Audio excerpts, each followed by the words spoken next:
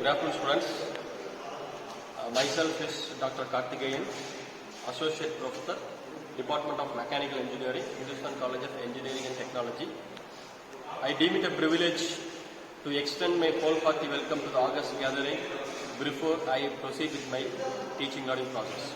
Today's class, we are going to discuss about what is meant by lathe, what is the specification of the lathe, what are the various parts in lathe, and we are going to see what are the various operations that can be performed in lathe. Now let us see our lathe. This is our lathe. This is a center lathe. Now we are going to see what are the various parts in lathe. The bottommost part, these two are legs. This one is called as a tray. This is our bed. This one is called as a headstock, and this is called as a tailstock. The headstock is mounted on the bed on the left hand side of the lathe, whereas the tailstock is mounted on the right hand side of the bed. The bed is made up of, the entire casing is made up of cast iron. The bed, headstock, tailstock, legs are all made up of cast iron. Here, the chuck is fixed in the headstock, and this constitutes the life center of the lathe. And the tailstock is constitutes the dead center of the lathe, and here the revolving center is fixed in the tailstock. The carriage is mounted in between the headstock and the tailstock. The various accessories such as tool post, compound tool slide, compound rest, and the tool post are mounted on the carriage. Here, the tool post can be rotated all the 360 degree, and we can clamp the tool along the four sides of the tool post, and we can tighten by using a tool spanner or tool key, and we can lock the tool post with the help of the handle. The workpiece is fixed in the 3-jaw chuck, and the chuck can be moved up and down by means of a chuck key. This is called chuck key. When I am rotating, all the 3 jaws will move away uniformly, and when I rotate in the opposite direction, all the 3 jaws will come close to each other, and the workpiece will be fixed in the 3-jaw chuck. There are 2 types of jaws available. One is called as a 3-jaw chuck, another one is called as a 4-jaw chuck. The 3-jaw chuck is also called as a self-centered chuck, and the 4-jaw chuck is called as an independent chuck. The next. Here, the chuck is fixed in the spindle. The tool is fixed in the tool post, and the carriage can be moved to and fro towards the chuck as well as away from the chuck. Now the tool is moving, the tool post is moving towards the workpiece, and the carriage is moving now away from the workpiece. So the saddle or the carriage is mounted in between the tool and the workpiece, and it can move along the inverted guideways. This guideways is mounted on the bed. Next, this is the working principle of our lathe. It is driven by motor mechanism. From the when electric motor is on, the shaft will be rotating. From here, the shaft is coupled with the pulley. From the pulley, the power is transmitted to the step cone. Step pulley by means of a belt drive. From the help of the belt, V-type belt, the motor rotates, and automatically the power will be transmitted to the step pulley. From the step pulley, the power will be transmitted to the headstock. That is here, it is called as a cone pulley through the belt drive. So from the motor, the power is transmitted to the step pulley. From the step pulley, the power is transmitted to the cone pulley by means of V-belt mechanism. Here, to adjust the various speeds, the cone pulley have some 4 or 5 types of step pulleys here. When the belt is attached to the biggest of the cone pulley, the chuck will be rotating with optimum speed or lowest speed. If the belt is connected to the smallest of the cone pulley, the chuck will be moving at high RPM. Then it is controlled by means of tumbler gear mechanism.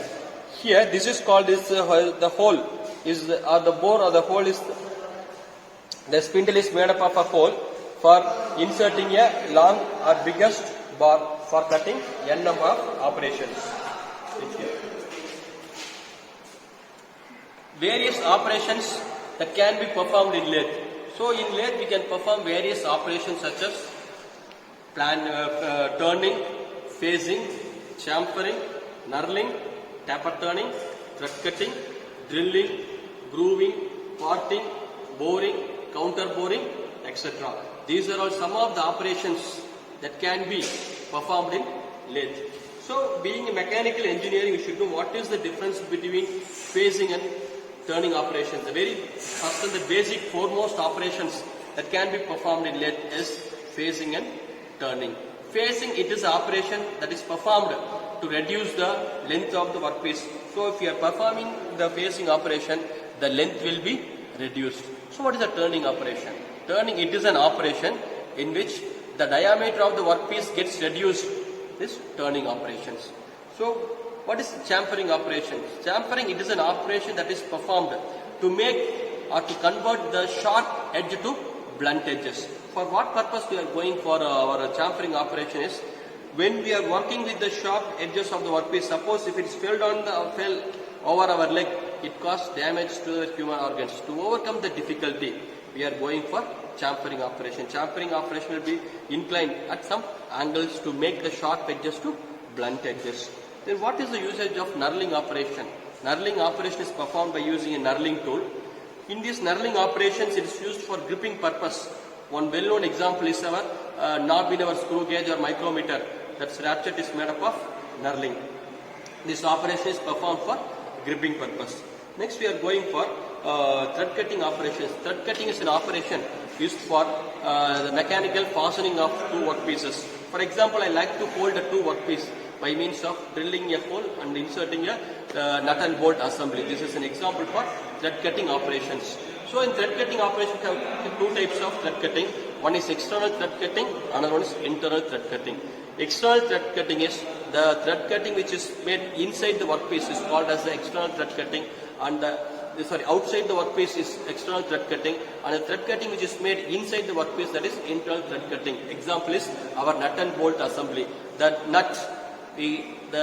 thread cutting is made in our nut is internal thread cutting, whereas the thread cutting which is made on our bolt, that is our external thread cutting. So if you are taking a bolt and nut assembly, it is our temporary attachment of any two workpieces. Whenever we are not in need, we can remove the nut and bolt and we can remove the fastening. It's an example for our temporary fastening.